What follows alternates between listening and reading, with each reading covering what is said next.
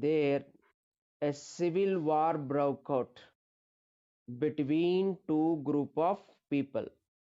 One group of people demanding that the government had failed, that is, Gaddafi's government had failed. Another group of people against the protest, they wanted to show support to the Gaddafi's government. So there a war broke out between two group of people.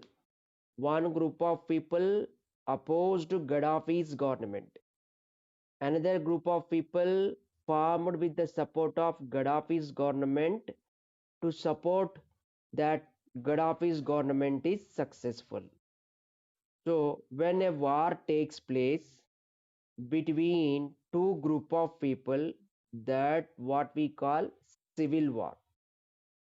So a civil war broke out. So here in this civil war, people demanded different things. That is, they wanted that constitution is outdated, so they demanded that the constitution has to be revised. First point. Second is that they want multi-party democracy in place of Gaddafi's government.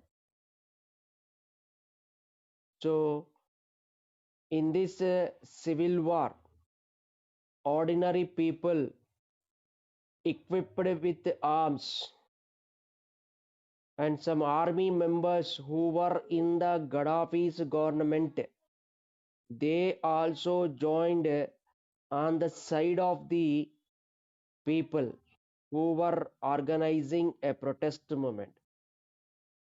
So some army members who worked with the Gaddafi's government, they joined the people, and here Gaddafi government used army and air forces to crush the protest organized by people. So in air attack by air forces and army attack on the people led to taking the life of many people. Many people were killed in air attack and army attack organized by the Gaddafi's government.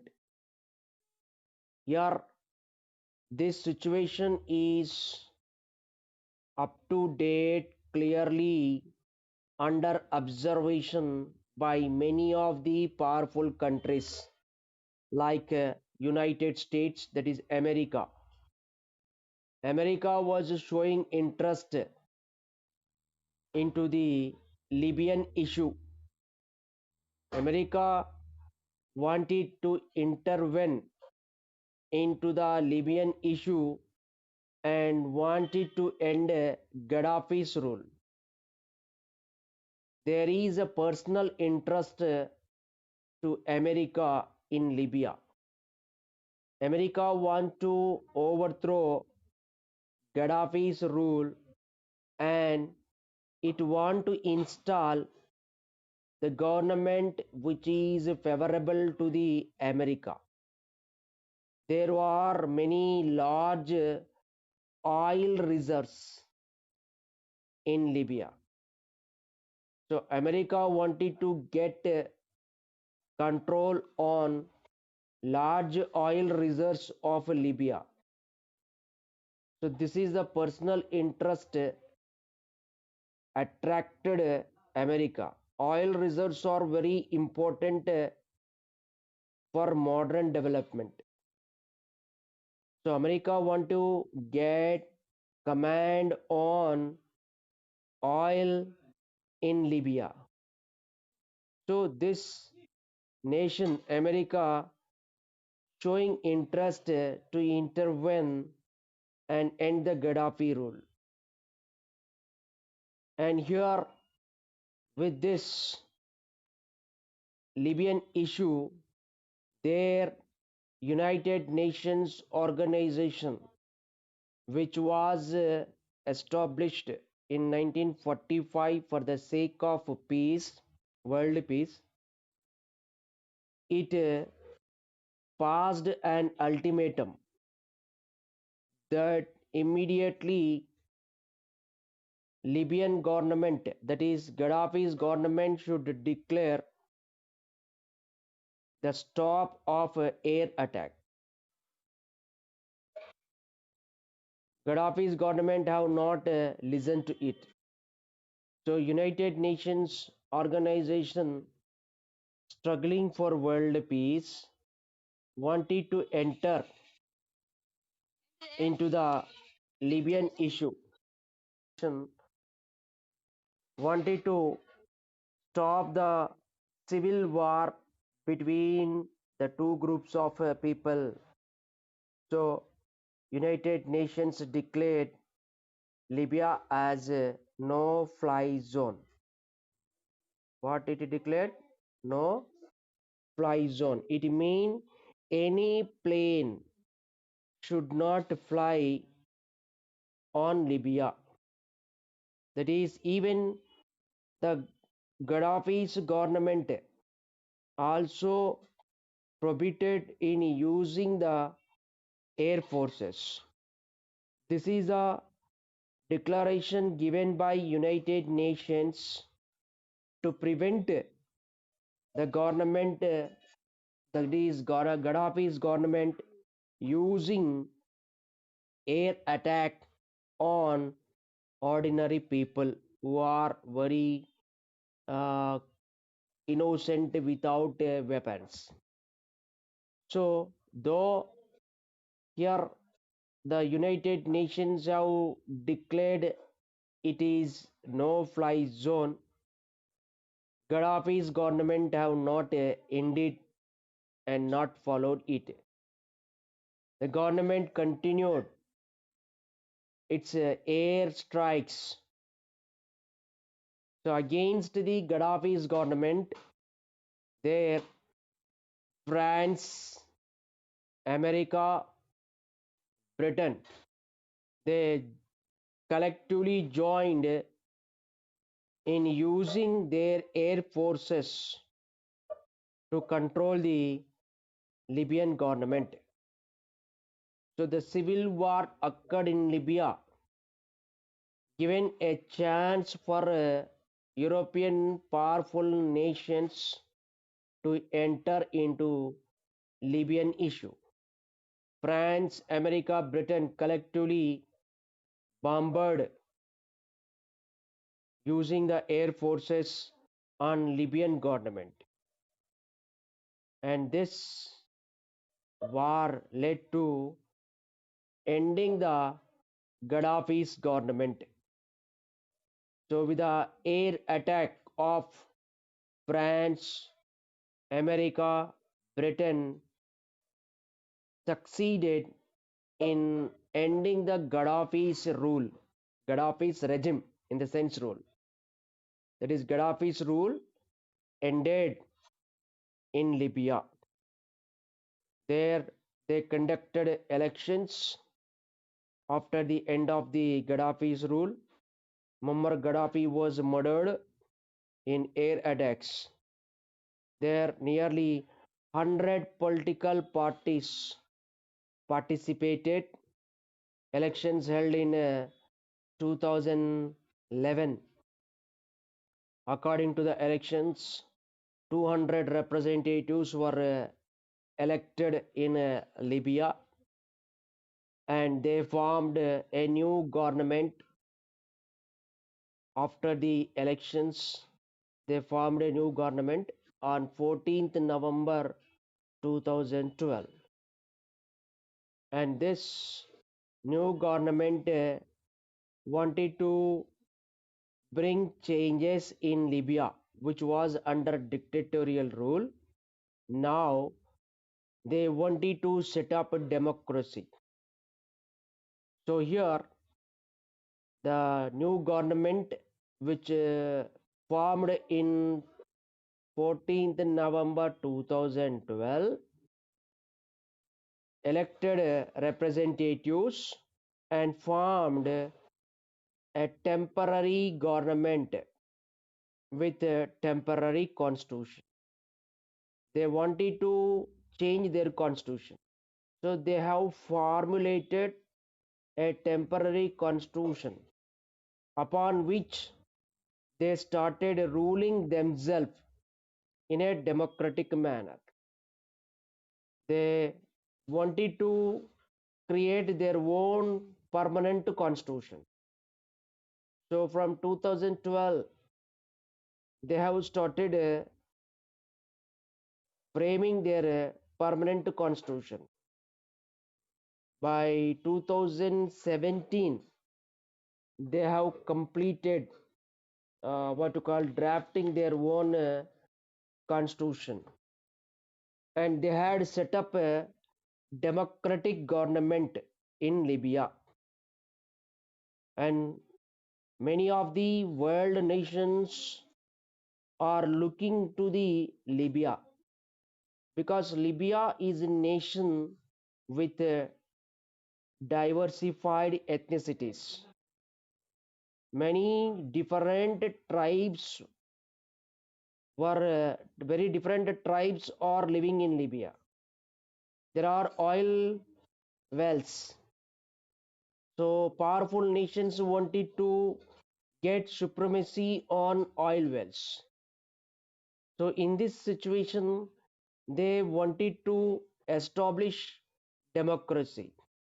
So many of the world countries are eager to know that whether the democracy established in Libya would able to survive, would become strong or not.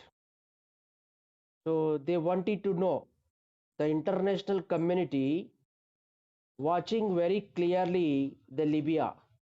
They wanted to know the democracy will be success in Libya and able to survive by strengthening the democratic process or not.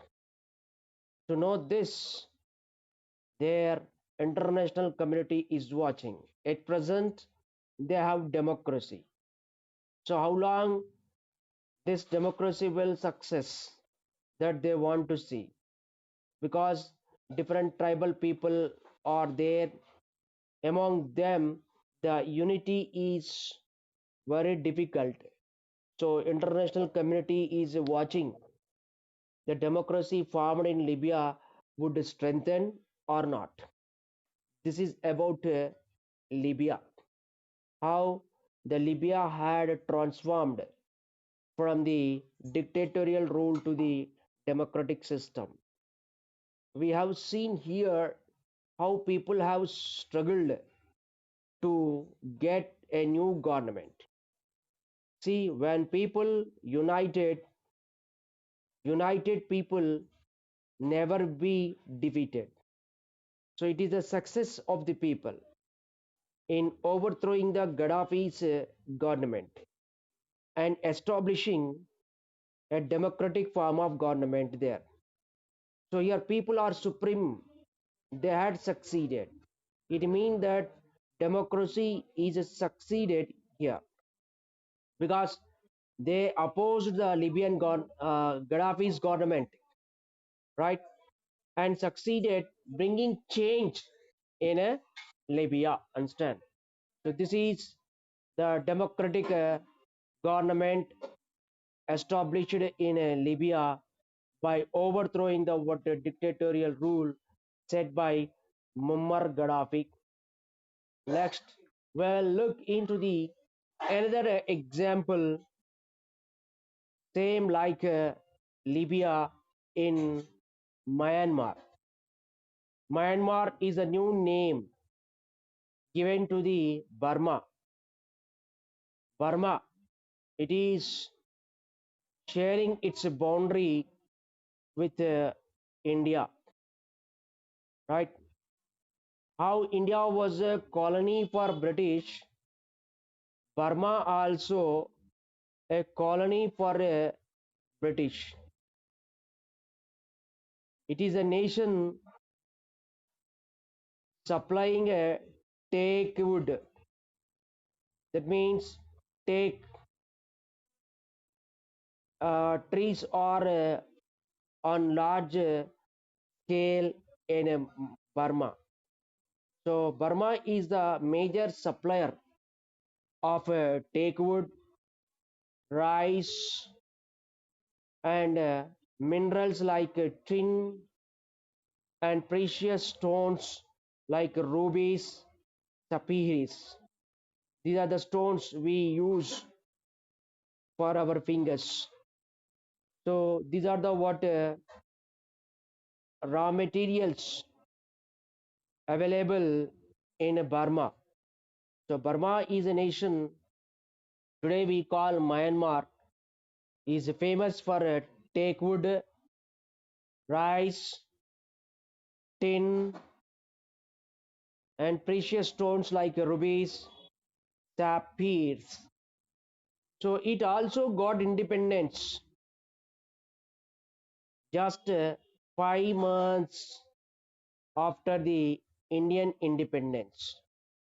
Many of the nations which were under colonial rule got independence after 1950 only, in the second half of the what to call a 20th century. Understand? So here we see that from independence, there they too established a parliament consisting of two houses like India, that is Lok Sabha and Rajya Sabha. How India established a parliamentary system of democracy, in Myanmar too, they had established a parliament with two houses, and elections were conducted to this parliament in 1951 and 1956 and 1960, where different political parties contested. Here, Burma, after completion of the elections with multi-party system, it had emerged democratic republic. That means Burma turned to democratic republic after from the colonial rule. So here we see that it had got independence from the colonial rule. Elections were conducted. In elections, the winning parties have declared Burma to be democratic republic. But here what we see, this political unity they have not achieved. There was no unity among the various political parties. So Burmesh, which means Burma, did not have a united political party to lead the nation. You may remember that what you call in 1947, in 1947 our India had many large princely states which were ruled by the princes. There were near about 560 princely states were in India. Some are larger princely states like Hyderabad. Okay, so all these are what to call incorporated, merged into the Indian Union with the efforts of Sardar Vallabhbhai Patel. Sardar Vallabhbhai Patel worked hard for merging all the princely states into the Indian Union to create Indian subcontinent. Okay, so Indian Union today what we see is the efforts of Sardar Vallabhbhai Patel. So he is treated Iron Man of India, right? So to commemorate his work on River Narmada, a large statue, tall statue is constructed by Modi's government that is called the Statue of Unity, which resembles the work of Sardar Vallabhbhai Patel. So how India had a number of princely states. In Burma also there are many large number of small states, and there were many ethnicities speaking different languages. In other words, we call there are many ethnic linguistic regions were there. Ethnic linguistic regions. Ethnic in the sense ethnicities, that is tribes, people belonging to different races, that is called ethnicities. Linguistic in the sense language.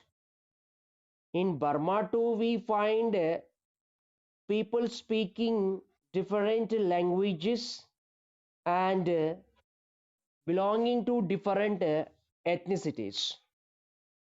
So it is a nation with multi language and multi ethnicities like India. In India too we find multi language and multicultural people. So similar to India, in Burma too we find different ethnic linguistic regions. So it is very important point here, because bringing unity in one common people is very easy, but it is difficult to bring unity among the people who are belonging to different ethnicities and speaking different languages. Understand? So here in 1947, there Aung San, he was the leader of one ethnicity. That ethnic group is called Burman. Aung San, he belongs to Burman ethnic group. It is a race, one ethnicity. So Aung San, he was the leader of a Burman ethnic group, and who organized the independent struggle, so that he was considered the father of what to call modern Burma, and he was father of Aung San Suu Kyi. Aung San is the name of Suu Kyi's father. Suu Kyi is the daughter of Aung San. So Suu Kyi is called here Aung San Suu Kyi. She is the daughter of Aung San. Okay, I'll show her figure. At present, she is what to call leader in what to call Myanmar. Understand? Look at her figure. Understand? Aung San Suu Kyi. Understand? She is alive at present, and she is the daughter of Aung San. What is her name? Suki. Her father name is Aung San. So she is called Aung San Suki. Understand? So here Aung San, who was a leader of a Burman ethnic group, he conducted a negotiation with the leaders of many ethnic minorities. There are many ethnic groups in Burma. So, with all the ethnic groups, with the leaders of all ethnic minorities, one meeting was conducted with Aung San, and he entered into an agreement. There, that agreement is showing the guarantee of ethnic rights for all diversified ethnicities and self determination. That means every ethnicity is given right to decide on their own, and there would be protection of ethnic rights of various ethnicities, in which protection of minority rights also included.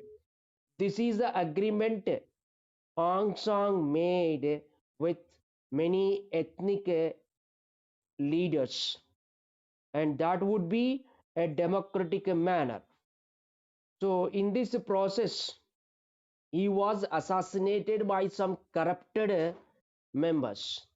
Some of the members who did not like Hong Song and his what to call program of action to create Myanmar or Burma as a democratic nation, in which certain ethnicities felt that their ethnicities would come to end and they will not get their rights. So such people have gone for killing the Aung San.